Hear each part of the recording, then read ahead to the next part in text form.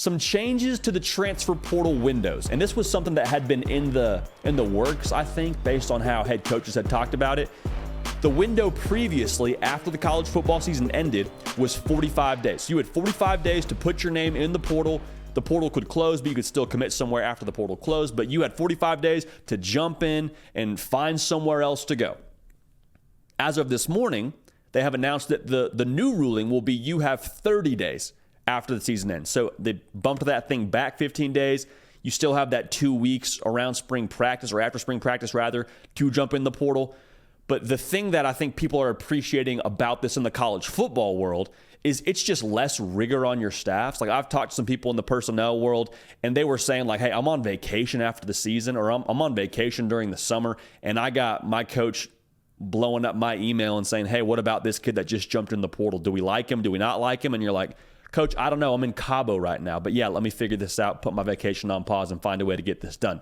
Now, right now, there will still be an element of demand on these staffs, but to cut it back 15 days, I think that's huge. And I think that we're hopefully going to see less burnout. I was at the personnel symposium 2 years ago, so the feel may have changed, but I have to imagine it's probably a similar temperature in that room in terms of how they feel about the college football calendar. Like, we're going to lose some people in college football, some good people from college football, if we don't figure out how to make more changes like this, because the demand is just unrealistic. It's year-round. And Kirby Smart, after he won his first national championship, had a chance to go on a lot of different shows. I forget where it even was. It might have been ESPN, but essentially said the exact same thing I'm saying right now. And he was like, listen, if we don't figure out a way to manage the madness of the college football calendar, it's year round. Like, these people are going to burn out. These people are going to go take NFL jobs, or they'll just leave the athletic industry as a whole. Like, there's nothing keeping them in these jobs. They're very talented, smart people. They can go do a lot of other things. And so for the NCAA to tweak this is going to benefit the staffs in terms of their quality of life. Now, here's the thing that I think is interesting that we need to talk about. A lot of the narrative around this is, okay, well, the good news is that window being shorter, it allows for less tampering to go on. Because now at the end of these, 45 days, that the longer that would drag out, there would be more people getting in these kids' ears, and it becomes a bidding war. And like, I hear where you're coming from there. I don't think you eliminate it. I think what you do is you just take all that tampering that was at the back end of that window, and now you move it to the front end of that window. And the concerning thing for me with that window now is that window, the front end of it, goes into the college football season.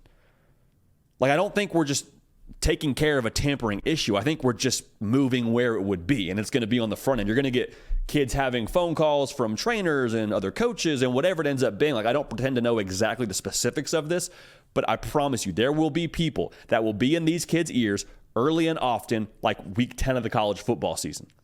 Hey, you're not really getting the touches you want. Maybe you should consider, I heard this coach is maybe going to have this NIL package for you, and they're going to be looking for a receiver. Like, that's going to be something that happens where it would have happened at the end of those 45 days. It'll just happen, I think, during the end of the college football season, which I don't love.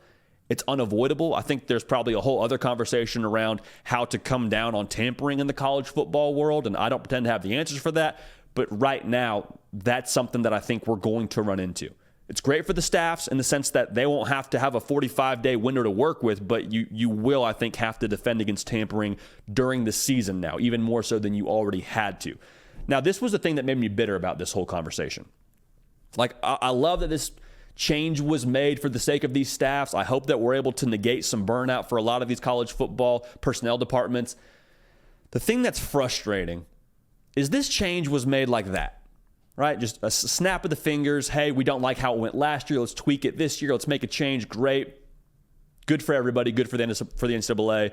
Good for all the parties involved, right? Just no problem. Why isn't Tez Walker playing? Right?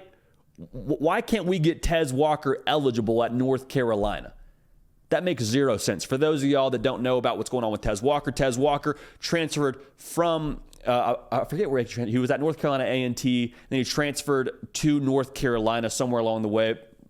But bottom line, he got to North Carolina, and the first school he was at, he didn't even play at because of the COVID season. So as a whole, the reality that Tez Walker isn't playing right now is just ridiculous, like, to be real.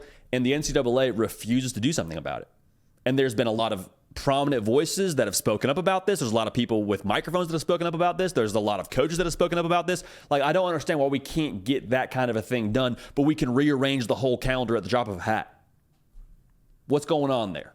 Let's use some common sense. So the frustrating thing is we have all this power. We have people in positions of power, but they refuse to use it to benefit people like Tez Walker, to benefit these players. That Tez Walker didn't do anything wrong. Tez Walker's not out here trying to get an NIL bag. He transferred because his season was canceled. And oh, by the way, afterwards, these rules are put into place after he transfers about the timing of transfers and the amount of times you get to transfer. And that's the hill we want to die on if we're the NCAA. Exceptionally average, subpar, embarrassing, all that you want to throw at it. Like, that's exactly what it is. So you hate that for Tez Walker. I'm sitting there on my couch today from Tez Walker and saying we can change all that, but I can't play. Don't tell me it can't be done. Don't tell me you don't have the power when you just changed the entire college football calendar in a matter of a morning. And I understand, like, this conversation around the portal changes, I'm sure that happened a lot. There was a lot that was happening probably behind the scenes before this ended up being a reality, but like, let's not pretend that they couldn't just make Tez Walker eligible tomorrow.